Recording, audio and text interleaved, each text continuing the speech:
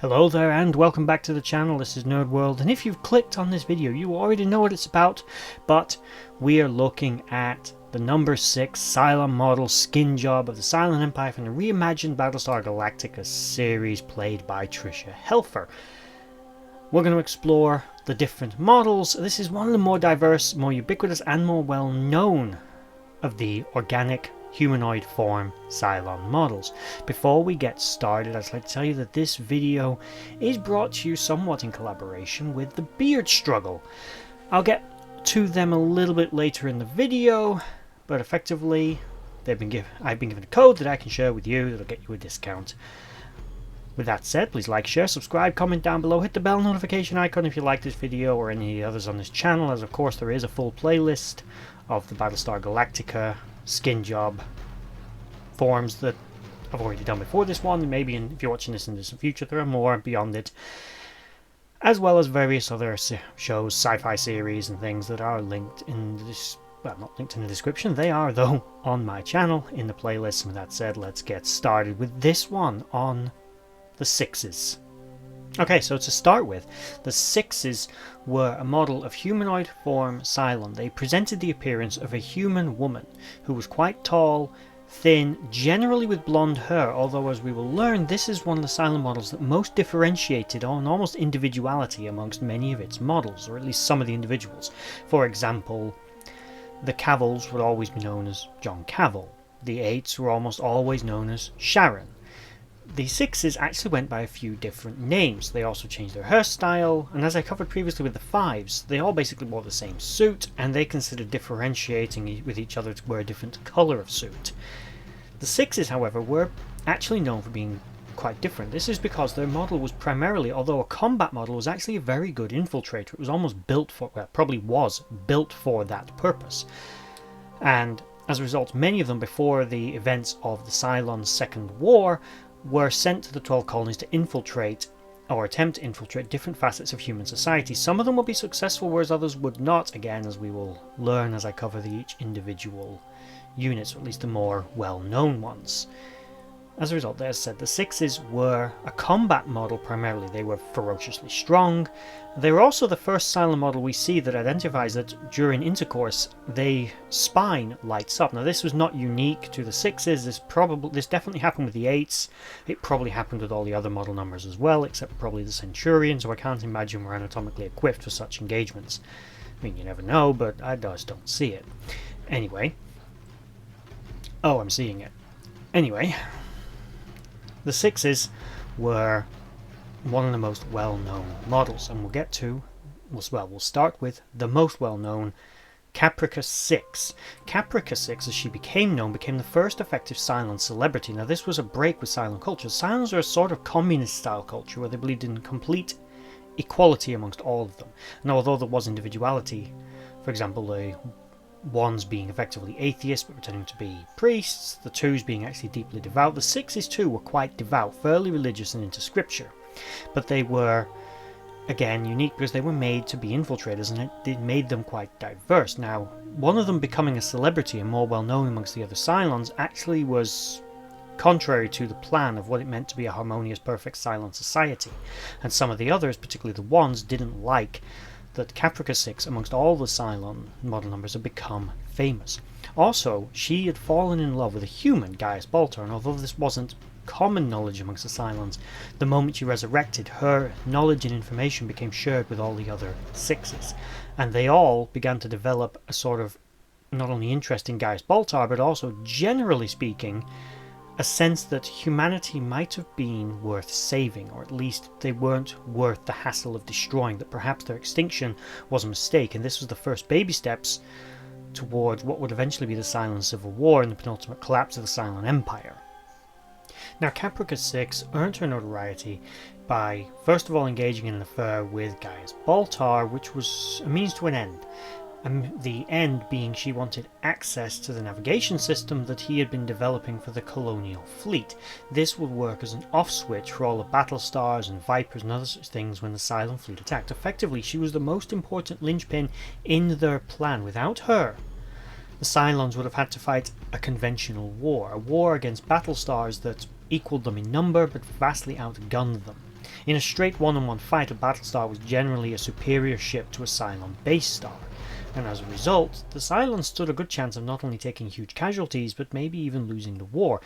With her help, with her access, she was able to create a backdoor into that program that the Cylons were able to exploit and disable nearly the entire colonial fleet, with the exceptions of only a handful of base ships and other Battlestars rather, that didn't have this system, ships such as the Galactica and a few others.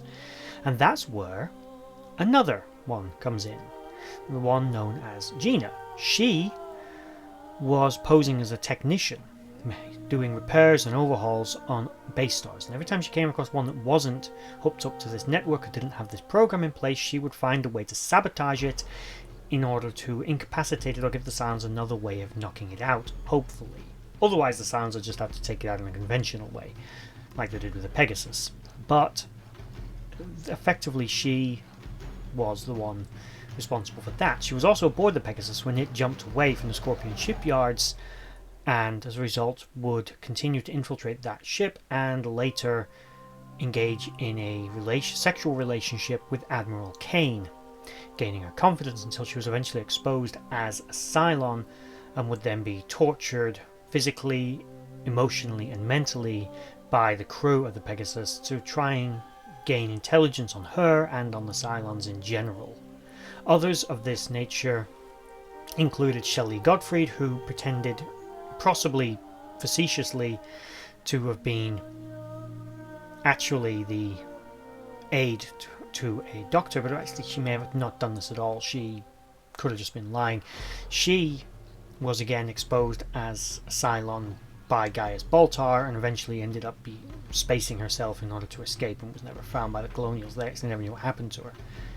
There was another, a less successful one of the models, as some of them didn't, some Cylons, not every Cylon that infiltrated the colonies actually managed to do anything, and one of them effectively ended up working as a prostitute, just living out her life. She did use this as a means to try and get close to certain powerful individuals, maybe for assassination purposes or whatever, but this clearly affected her personality as she engaged in a more troublesome and psychotic personality than the others, and was having aboard the Galactica a sexual relationship with the Cavil model, because basically that's what she'd gotten used to as a way of life for her. Now the next most notable of the Sixes was Natalie Faust. Natalie became the de facto leader of the Sixes and of the rebel Cylon movement during and after the Cylon Civil War. The Sixes had helped in a lot of ways to bring the Cylon Civil War about. They opposed the lobotomizing of the Raiders. They were actually the first Cylon to kill another Cylon, killing a Three. They supported the boxing of the Threes, but they, as soon as they learned that there was a reason for the Raiders refusing to engage in battle, they removed the control chips, the neurosuppressants in the Centurions, which gave them back their full self-aware sentient minds.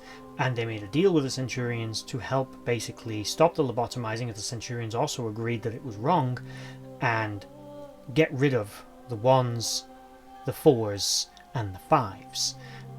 They effectively united with the Twos and the Eights in the Cylon Civil War. Now Natalie Faust was effectively the leader of this little rebellion. She became its leader, and when they, after a series of tactical mistakes, allowed most of their number to be wiped out, the remaining base star joined up with the Colonials, and she managed to negotiate amnesty for her model numbers in exchange for getting rid of any remaining Cylons in the fleet, and helping to defend the fleet and upgrade the Galactica's technology with Cylon technology, etc, etc, etc. They would eventually, after the Battle of the Colony, the Sixes would agree to settle on Earth and live out the rest of their lives without technology along with the other humans, helping to build a joint society. Before that, again, they had also, well, still part of the Cylon Empire, Caprica Six and others of her model number had also agreed to create a colony on the world of New Caprica, and tried in vain, as they were being constantly sabotaged by the Ones, to try to again build a more friendly relationship with what was left of humanity, as they'd already come to believe that the extermination of humans was a mistake. But instead of just leaving humanity alone, because quite rightly, they feared that eventually, as humanity would recover in 1,000 years, 2,000 years, humans might retaliate against them for the extermination of 55 billion people. Probably not going to be something I'm going to quickly forget.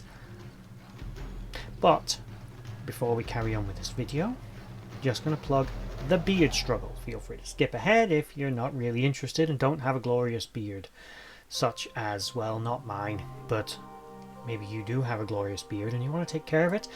You've got the beard struggle. They do, of course, all beard related things, from beard oils to beard care, and also an absolutely fantastic beard straightener that I've just ordered.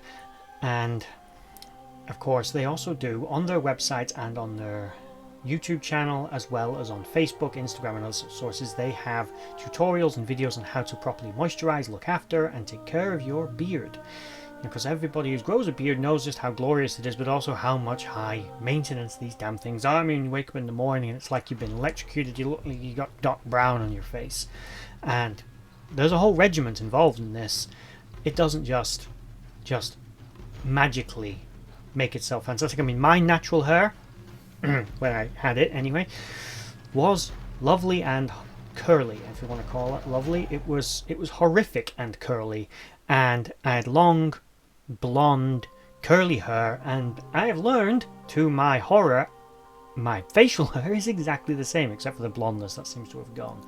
But yeah, it's this is just a curly wig on my face every day, unless I straighten it, apply oils or balms. And you can get all of those on the Beard Struggle. And again, they are very funny. If you watch their adverts, they're incredible. They have a strong Viking theme to them.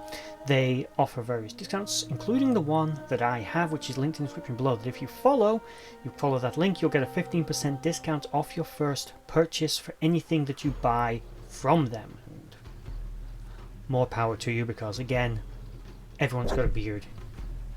You know the struggle. I'm sorry, that really wasn't intended to be a pun, but it was.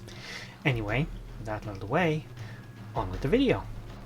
Going back to Caprica Six, as of course she is probably the most well known for her relationships and generally just being, the biggest Cylon celebrity. She, when captured by the colonial fleet, would actually aid in the rescuing of Hera, as with her religious convictions and realizing that Hera was a hybrid human Cylon child, or rather being very aware of this, she wanted to rescue her from Cylon clutches as she'd been captured, as both societies considered Hera to possibly be some kind of prophet or the future of their respective races. Now, she remained a willing prisoner of the colonials after helping them to rescue her, and she was later offered amnesty in exchange for providing evidence against Gaius Baltar as a traitor, an offer that she then refused. Now, later, during the Cylon Civil War again, they would aid in the destruction of the hub in exchange for resurrecting one of the remaining threes, who would help them find the location of Earth and identify the final five. Now, when they found the planet of Earth, which was a Cylon planet of a nuclear wasteland, the three would stay behind and die, and the sixes would be somewhat disillusioned, one of which she would then engage in a relationship with Saul Tigh, becoming pregnant, and then realizing that Cylons can get pregnant, they thought that they could go off and rebuild the Cylon society that had previously existed on Earth. But the baby would miscarry, and that dream would die then and there, very regrettably. But later, again, as I said, when the rebel Cylons joined the fleet, they would later discover the planet that they would name Earth, which had an indigenously evolved human population, of which Hera would be raised in and would become the genetic ancestor of all humans by the 21st century, having a genetic lineage from her children to all the children that have ever existed, meaning that all humans in the future were part Cylon. And I'm sorry if that's a spoiler, but seriously, yeah, if you haven't watched this by now, anyway. With that said, that is the Sixes, one of the most fascinating, diverse, and interesting model numbers, not only for their diversity in appearance and getting individual names, but also their individualistic personalities. The tough Cylon, who was a prostitute and just generally badass. You had Gina, who was a little more meek and weakened and eventually committed suicide. And you had Caprica Six, who was just a warrior, an infiltrator, and general scheming genius. the diversity of personality and other things, the flexibility of this particular model from its original prototype through the millions of copies was incredible, considering they're all effectively the same base personality. To develop such individualistic traits is unique amongst the Cylons. Also, for that matter, this show was generally a great showcase for Tricia Helfer to flex her acting muscles. She got to portray within the same character so many different personalities and so many different traits and appearances, everything, which must have been a joy, really. But anyway, with all that said, please like, share, subscribe. Hit the bell icon if you liked it and would like to see more videos like this one, or on the Star Trek or Stargate or Andromeda or Farscape, as I'm probably planning to do some of those. Buffy, I want to do some of those. Anyway, different sci-fi franchises, which I'm trying to cover because they're, the love of my life. And with that said, if you made it all the way to the end of the video, thank you for watching and bye-bye.